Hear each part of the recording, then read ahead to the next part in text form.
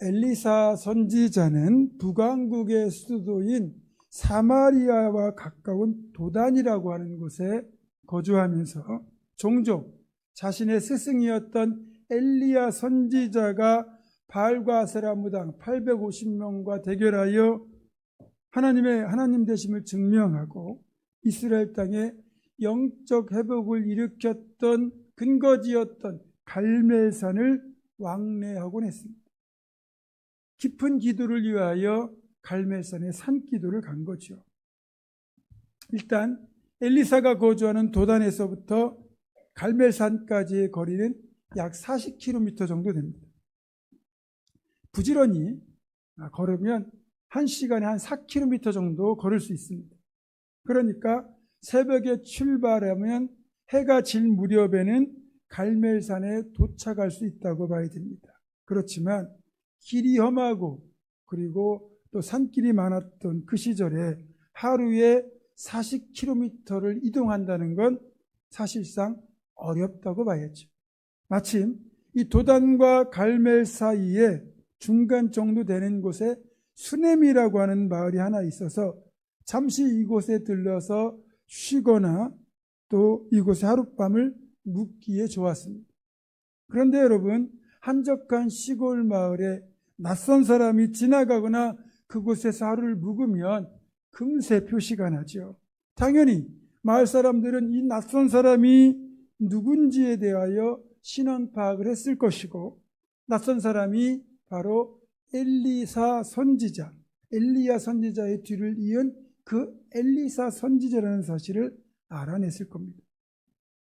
이후에 엘리사 선지자가 이 마을을 지나칠 때면 이곳에 살고 있던 이름은 밝혀지지 않은 한 귀한 여인, 편의상 수넴 여인이라고 하겠습니다. 이 귀한 수넴 여인이 엘리사 선지자를 간곡하게 권하여 자기 집에서 식사를 대접하곤 했습니다.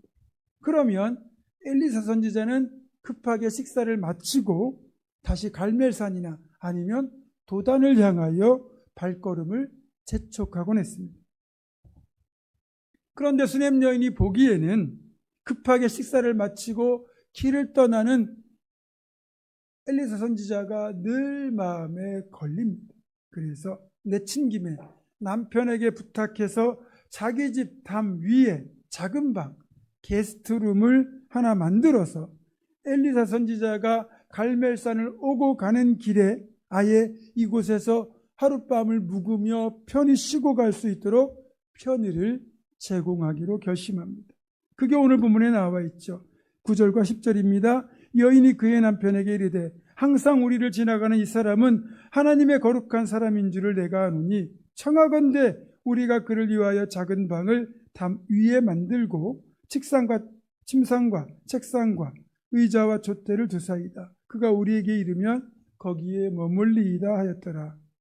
이렇게 수넴 여인은 남편의 허락을 받아서 2층에 아담한 방 하나를 들였고 거기에 침상과 책상과 의자와 촛대까지 갖추어서 편안한 숙소를 마련했습니다.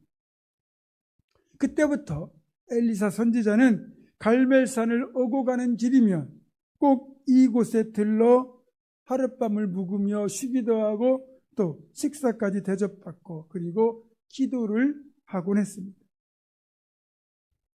여러분 생각해 보세요.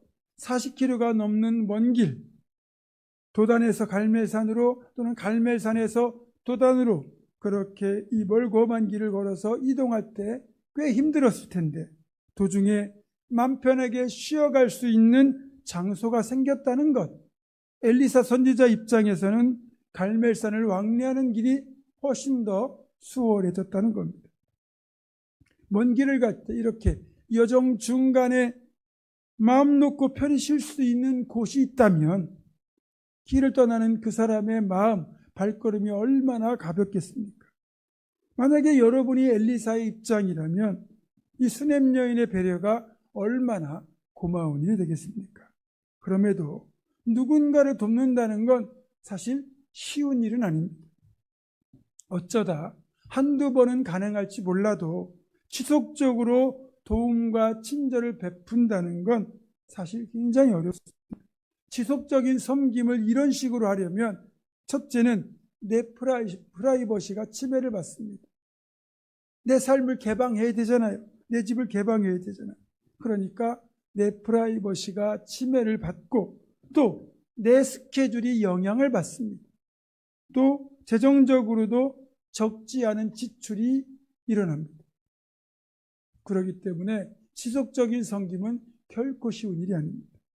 또 넉넉하다고 해서 다 이런 섬김이 가능한 건 아닙니다.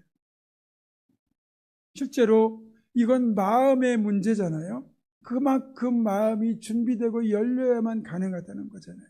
그런데도 수넴 여인과 그녀의 남편은 기꺼이 기쁨으로 이런 섬김을 지속했습니다.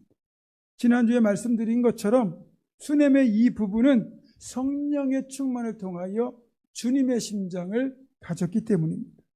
저는 우리 보문중앙교회가 정말 사랑이 가득한 따뜻한 성도들이 모인 공동체라는 걸 그동안 목회하면서 종종 확인했지만 지난 4월에도 다시 한번 깨달았습니다. 우리가 초청했던 7분 케냐 방문단 일행을 섬기려고 성도들이 기꺼이 지갑을 열고 또 물품을 후원하고 자신의 집을 제공하고 바쁜 중에도 시간을 만들어 이분들을 섬겼습니다. 저는 이렇게 하신 우리 성도들의 모습을 보면서 정말 우리 성도들이 주님의 뜨거운 심장을 가지고 있구나라는 사실을 새삼 깨달았습니다. 그리고 그런 여러분의 섬김을 생각만 해도 가슴이 울컥하는 감동이 있습니다. 다시 한번 여러분께 감사를 드립니다. 또 우리 교회 건물 7층에 마련한 게스트룸 역시 선교사님들을 위한 이런 귀한 공간으로 잘 쓰이고 있습니다. 타국에서 선교사로 사역하고 계신 선교사님들이나 또한 그분의 가족들이 한국에 볼일을 보러 들어오시면 마땅히 지낼 곳이 마땅치 않습니다. 휴가를 받아서 들어오시기도 하지만 대부분은 병원 치료차 한국에 들어오실 때가 많거든요. 이런 분들에게 무상으로 숙소를 제공하고 있고요. 이 정도 시설이면 이분들의 말에 의하면 꽤 수준급이라고 합니다. 여기가 또 교통 좋지 않습니까? 그러니까 사용하시는 분들이 정말 이 숙소를 만족해 하시고 좋아하시고 고마워들 하십니다. 지금은 이 7층의 게스트룸이 9월 말까지 예약이 다 차 있습니다. 우리가 이런 섬김을 할 수 있는 건 우리에게도 엄청난 축복입니다. 왜냐하면 이렇게 선교사들을 배려하는 우리 부문중앙교회 성도들에게도 하늘의 상급이 클 것이기 때문입니다. 분명한 사실은 하나님 나라에서는 우리가 행하는 그 어떤 일도 그냥 사라지지 않는다는 겁니다. 하나님이 다 지켜보고 계시고 헤아리셨다가 이 땅의 축복으로 갚아주시고 때로는 하늘의 상급으로 갚아주시기 때문입니다. 실제로 마태복음 10장 41절에서 주님은 이렇게 말씀하셨습니다. 선지자의 이름으로 선지자를 영접하는 자는 선지자의 상을 받을 것이요 의인의 이름으로 의인을 영접하는 자는 의인의 상을 받을 것이다. 따라서 수넴 여인의 이런 친절과 배려는 단지 친절을 베푸는 선행에 그치지 않고 선지자의 축복에 동참하는 것이 된다는 사실입니다. 수넴 여인이 직접 선지자의 사역을 감당한 건 아니지만 엘리사 선지자를 대접하고 엘리사 선지자가 편히 쉬었다 갈 수 있는 숙소를 제공하여 엘리사 선지자가 힘있게 사역을 감당할 수 있도록 도운 것은 결국 그녀가 하나님의 일에 참여한 것이 되어 결국 엘리사 선지자가 받을 상을 그녀도 받게 된다는 겁니다. 생각해 보세요. 하나님 앞에 서는 그날 엘리사 선지자가 얼마나 큰 상급을 받겠습니까? 그런 엘리사 선지자와 동일한 상급을 수넴 여인이 받게 되는 거죠. 그래서 엘리사를 향하여 수넴 여인이 베푼 이 친절과 섬김은 참 귀하고 복된 것이고요. 우리 부문중앙교회 성도들이 케냐 방문단 일행을 섬긴 것, 또 이렇게 게스트룸을 만들어 지속적으로 섬기는 것 역시 우리에게도 축복이 되고 상급이 되는 것입니다. 그리고 이런 원칙을 확장해서 살펴보면 이렇게 됩니다. 구약의 선지자들이나 오늘날의 목회자들은 사실 물질이라는 기준으로 놓고 보면 그리 여유가 많지 않습니다.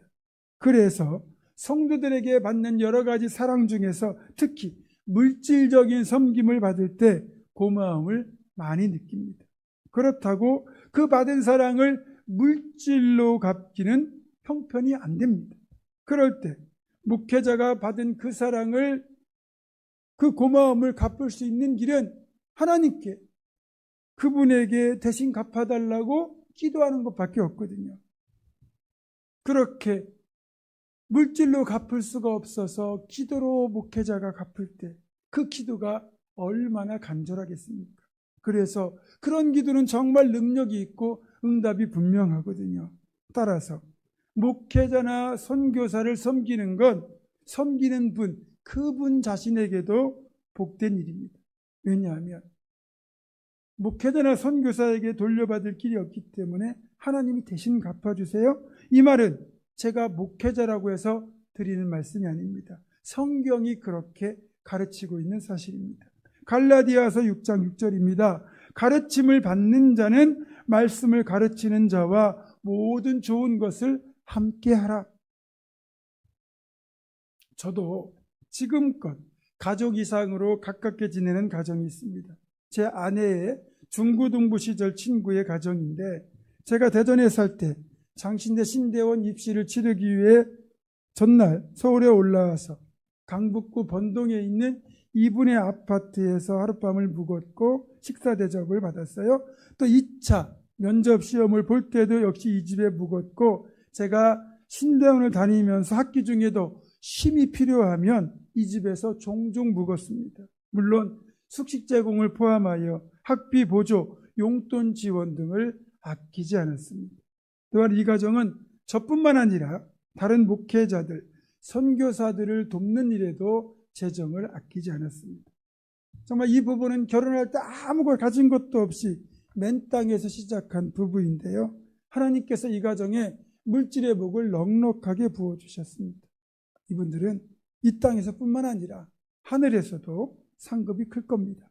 사도행전 16장을 보면 빌립보에 살던 루디아라고 하는 여인이 나오는데, 이분은 자주색 옷값 장사를 하시던 분이에요.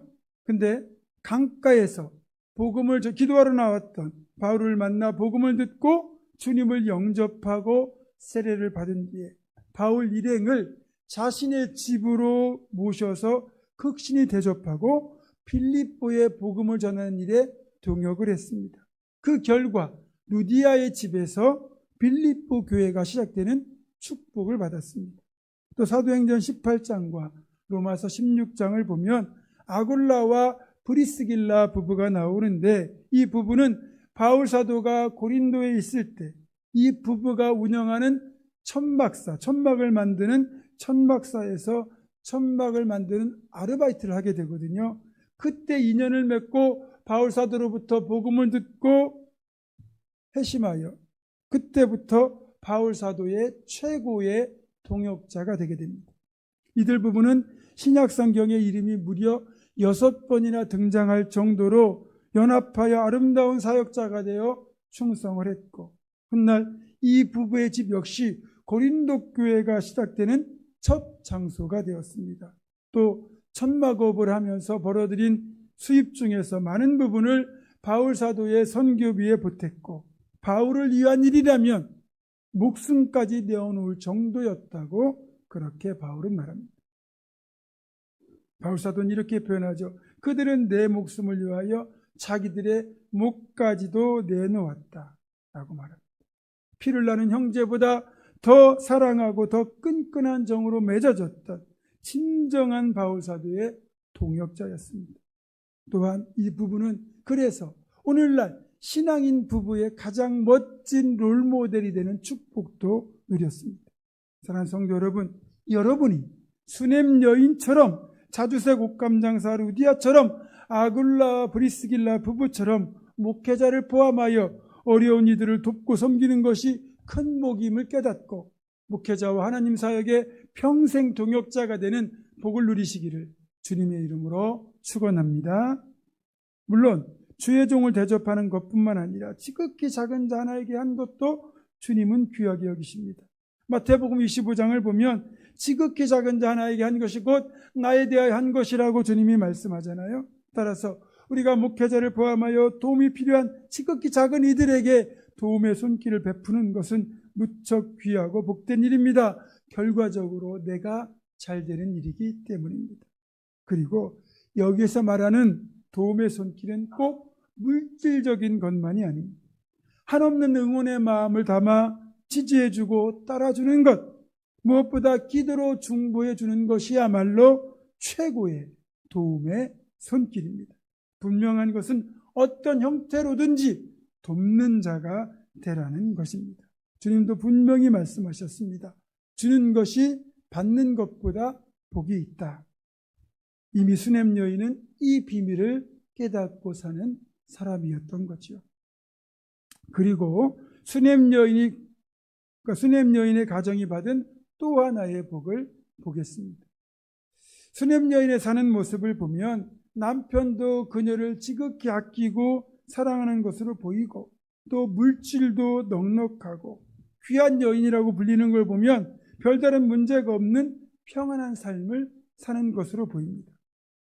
게다가 하나님의 사람을 대접할 정도로 여호와를 경외하는 신앙과 넉넉한 마음씨를 가진 현숙한 여인이라고 할 수 있습니다. 어쨌든 엘리사 선지자는 수냄 여인과 그녀의 남편의 이런 배려가 너무너무 고맙습니다. 그래서 무엇이라도 해주고 싶은 마음에 그녀에게 어떤 소원이 있는지 물어봅니다. 그러자 돌아온 대답이 이겁니다. 나는 내 백성 중에 거주하나이다. 이 말은 저는 지금 내 삶에 만족합니다라는 뜻입니다. 이 수냄 여인의 대답에서 알 수 있듯이 그녀의 섬김이 아름다운 이유는 그 섬김에 대하여 무엇을 바란다든지 어떤 조건이나 기대가 없었습니다. 정말 순수하게 나그네를 위하고 하나님의 사람을 위하는 마음뿐이었습니다. 이미 이 사실만으로도 이 수냄 여인은 복받은 여인이라고 할 수 있습니다. 솔직히 우리 신앙이 수냄 여인만큼만 성숙한다고 하면 아마도 교회나 지역사회에서 훌륭한 신앙인으로 인정받고 존경받을 겁니다.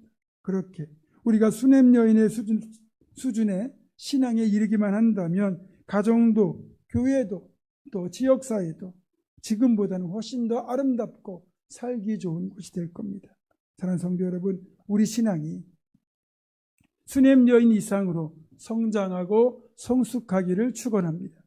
내게 지금 주신 모든 것에 만족하며 감사하며 살아가십시오.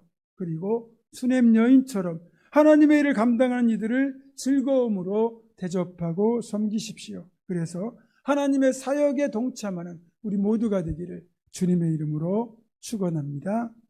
그런데 이렇게 늘 자기 삶에 만족하며 살아가며 또 감사하는 수냄 여인이었지만 이 여인에게 딱 한 가지 부족한 것을 찾자면 그것은 자식이 없다는 것이었습니다. 물론 수냄 여인 본인은 자식을 낳지 못하는 것을 그렇게까지 한스럽게 여기지는 않았던 것 같아요. 자신이 불임이라는 사실을 알고는 자녀를 갖는 것에 대한 소망을 내려놓고 현재의 삶에 자족하는 삶을 살고 있었습니다. 그렇게 수냄 여인이 주신 것에 감사하고 만족하며 살아가는 것, 그래서 부족함이 없는 삶이라 하더라도 성경적으로 보면 자식이 없는 삶이 그리 복된 삶은 아니라는 거죠. 세상에서는 무자식 상팔자라는 말이 있습니다. 진짜 속만이 썩이는 자식이라면 차라리 없는 것이 낫다는 그런 말인데 분명한 성경에서 말씀하시는 사실은 자녀는 축복이라는 겁니다. 시편 127편 3절입니다. 보라, 자식들은 여호와의 기업이요 태의 열매는 그의 상급이로다. 또 128편 3절과 4절입니다. 내 집 안방에 있는 내 아내는 결실한 포도나무 같으며 내 식탁에 둘러앉은 자식들은 어린 감람나무 같으리로다. 여호와를 경외하는 자는 이같이 복을 얻으리로다. 아멘. 여러분, 우리에게 주신 자녀를 통하여 느낄 수 있는 삶의 기쁨과 감사가 따로 있습니다. 자녀를 키우면서 자녀들이 우리의 삶에 얼마나 많은 기쁨과 감사를 가져다 주는지 모릅니다. 자녀들은 우리로 하여금 삶의 의욕을 불어넣어주고 또 나를 그렇게 사랑으로 길러주신 부모님의 마음을 헤아리게 되고 더불어 하나님의 아버지의 마음도 조금은 깨달을 수 있게 해주거든요. 이런 기쁨은 모든 시대, 모든 사람에게 동일한 것입니다. 그런데 고대 이스라엘 사회에서 여인이 수태하지 못하고 자식을 낳지 못한다? 그것은 신에게 저주받은 것으로 여겨졌습니다. 따라서 수냄 여인 본인은 자족하는 삶을 살았다 할지라도 그녀에게는 여전히 자식을 낳지 못하는 저주받은 여인이라는 주홍글씨가 붙어있는 셈이었습니다. 그런 수냄 여인의 사정을 알고는 엘리사 선지자가 수냄 여인에게 이렇게 말합니다. 내년 이때쯤에 아들을 안으리라. 하지만 수냄 여인은 엘리사 선지자의 말을 쉽게 받아들이지 못합니다. 믿지 못한다는 거죠. 내 주 하나님의 사람이여 당신의 계집종을 속이지 마옵소서. 솔직히 이제까지 오랫동안 잉태하지 못했던 자기가 임신을 하고 아들을 낳는다? 전혀 상상할 수 없었기 때문입니다. 마치 아브라함을 찾아오셨던 하나님께서 아브라함의 아내 사라를 향하여 내년 이맘때 네가 아들을 안으리라고 말씀하셨을 때 사라가 속으로 약간 비웃으면서 믿지 못했던 것과 똑같은 상황입니다.